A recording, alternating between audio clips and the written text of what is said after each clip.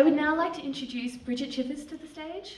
Bridget is a qualified nurse with several years of experience at the Royal Melbourne Hospital, specialising in reconstructive plastics and trauma nursing.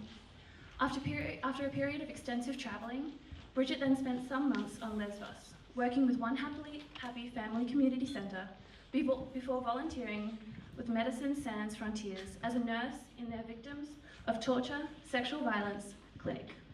She recently returned to Australia to continue working in refugee and migration health.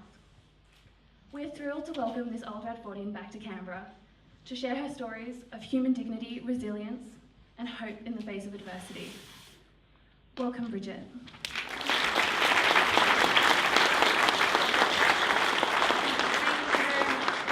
For that lovely introduction. So I'd also like to acknowledge the traditional owners of this land, the Ngunnawal people. So as Claudine just said, I literally got back from Lesvos last week, and Canberra is very, very, very cold compared to Greece right now.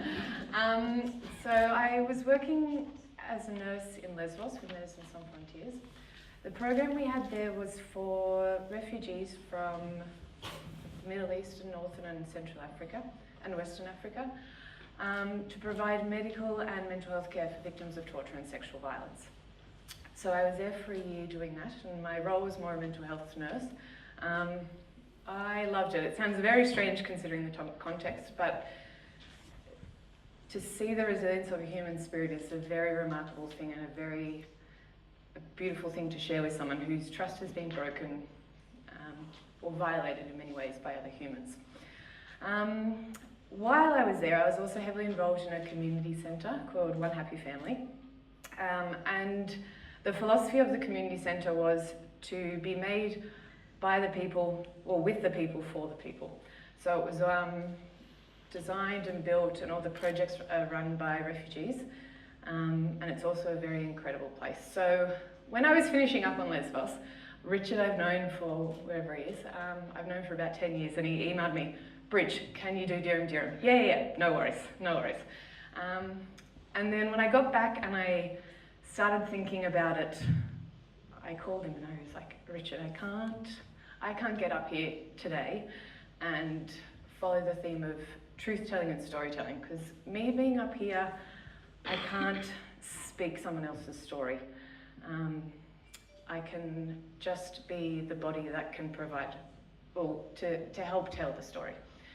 And when I was telling one of my patients when I was leaving that I'm leaving, and he just said, "Bridge, the one thing, can you please promise me, is to continue to speak out and speak up about not just us on Lesvos, but about refugees and migration and who we are, and that we don't want to leave our countries just for the fun of it." I mean, this boy was from Nigeria.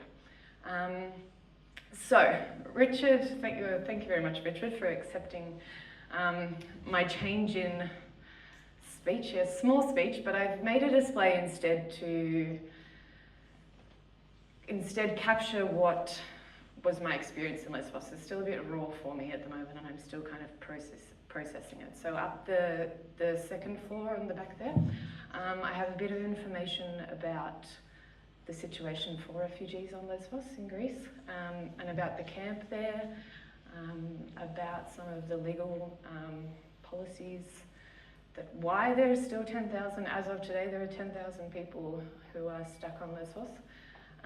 And there is, instead of 3 messages, which we first went for, there is 26 messages from people I met on the island, from many different countries, and their wishes for the future. So I invite you to read that, and I think the one thing I really want is to provoke you to think, why is this happening? Where is our world going? Why are these people leaving their homes? Why is people from Congo, why are people from Eritrea ending up in Greece? Why are there 10,000 people stuck? Why can't they just move to Europe? So I hope that's what the display does.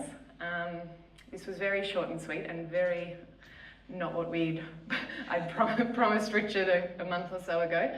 So again, thank you very much, and I really hope you guys enjoy the day. And I think many of those photos and the words speak for themselves about people's own experiences being a refugee or working with refugees. And at the end of the day, we're all human, which is hopefully the message that their messages show you. So thank you very much. Yeah.